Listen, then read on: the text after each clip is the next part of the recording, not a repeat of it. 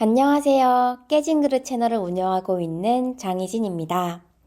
최근에 왜 채널명이 깨진 그릇이냐라는 지인분들의 질문을 많이 받아서 오늘은 제가 왜 채널명을 그렇게 지었는지랑 실제 깨진 그릇을 수리하는 영상인 킹츠키 공예를 다루어 보려고 합니다.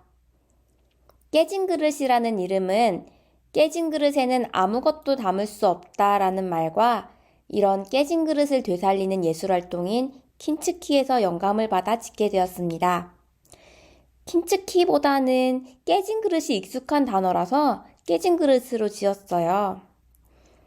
사람에게 있어서 어떤 때의 시련은 큰 그릇을 만들어낼 수도 있겠지만 일반적으로 시련이란 보통의 그릇을 찌그러뜨려 놓고 깨뜨려 놓기가 일쑤인 것 같습니다.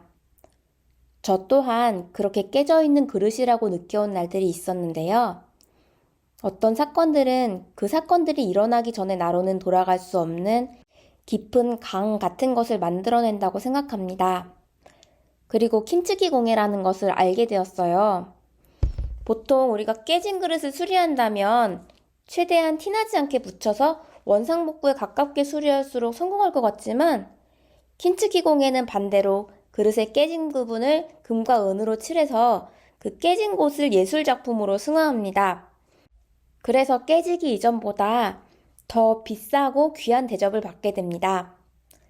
심리학 용어에서도 외상 후 성장이라는 단어가 있는데 어떤 사고를 겪은 후 생긴 외상 후 스트레스 장애에서 회복하고 그것을 통해 오히려 긍정적인 변화와 성장을 의미하는 개념인데요. 저는 이 단어가 왠지 킹츠키 공예랑 닮아 있다고 생각했어요. 비극과 참상, 역경에 직면했던 사람들이 큰 상실과 슬픔에도 불구하고 보다 지혜롭게 성숙하면서 충만한 사람으로 나타나기도 하는 이런 성장 과정이 왠지 오랜 시간을 들여서 하나의 그릇을 수리하는 킹츠키 공의 여정과 닮지 않았나요? 상처에서 치유되는데 오랜 시간이 걸리는 것처럼 킹츠키 공예도 그릇 하나를 수리하는데 아주 오랜 시간을 들이게 됩니다. 일반적으로는 하나에 칠하고 그게 마르는데 며칠 걸리고 또 덧칠하고 며칠을 기다리고 하다 보면 한 달이 넘어가는 것도 흔하다고 해요. 오늘은 약식으로 하는 만큼 중간중간 그릇을 구워서 빨리 진행했어요. 그런데도 그릇을 칠하고 굽고 기다리고 하는 시간들은 제 생각보다 오래 걸렸어요. 정말 나한테 의미 있고 아끼는 그릇이 깨졌을 때 이렇게 수리해보면 좋을 것 같아요. 저는 대학생 때 갔던 캠프에서 직접 만든 절벽에 있는 소나무를 그린 그 국그릇 정도 크기의 그릇을 아꼈었는데요.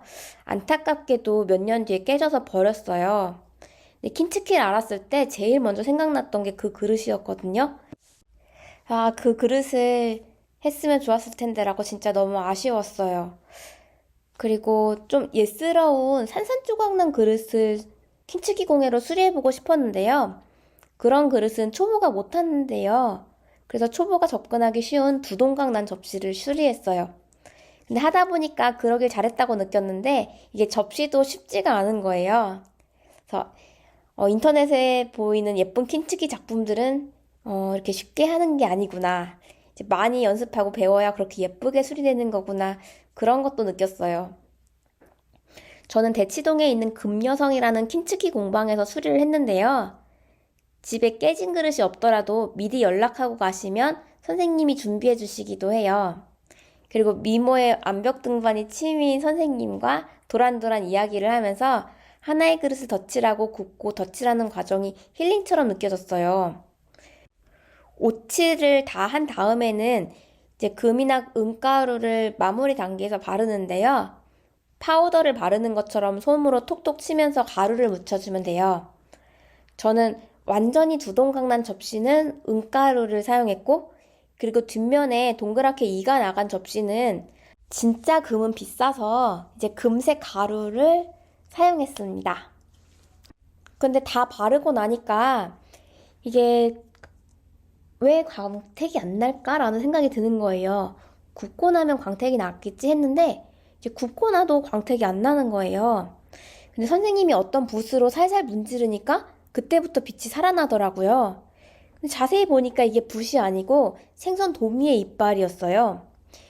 생선 도미의 이빨로 문지르면 빛이 난다니 신기하기도 하고 그래서 계속 문질렀는데 또 이러면 수리한 곳이 벗겨지니까 적당히만 문질러야 된다고 하네요. 그래서 이렇게 생선의 이빨로 문지르는 것은 끝으로 킨츠키 작품이 완성됩니다.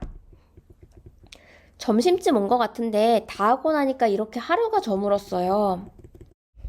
킨츠키를 계속 배워나가기는 어려울 것 같지만 어느 날 킨츠키가 생각나거나 아니면 정말 아끼는 그릇이 깨졌을 때는 꼭 다시 와보고 싶어요. 깨진 자리를 귀한 금으로 수리하는 킨츠키에 있어서 상처는 멋이고 완벽함을 요구하지 않습니다. 또한 정성 들여서 수리하더라도 전 모습으로 똑같이 복원되지 않고 그리고 그릇이 이전과 같은 에너지를 갖지는 못하기에 쓰다 보면 수리한 자리에 다시 문제가 생길 수도 있어요.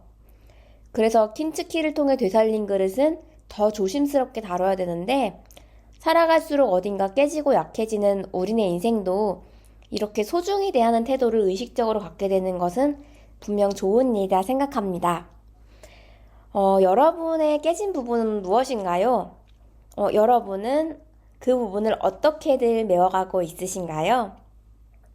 인생이 달리기 시합이 아닌 예술 작품이라면 누구와도 비교할 필요가 없어요. 예술 작품은 저마다 고유한 가치를 가지니까요. 되려 어떤 실수도 부족함도 인생이라는 최고의 작품 안에 재료가 되어줄 거예요. 그래서 저마다의 하루만큼 저마다의 결을 만들어가는 우리들 모두 화이팅입니다. 네, 지금까지 시청해주셔서 감사합니다.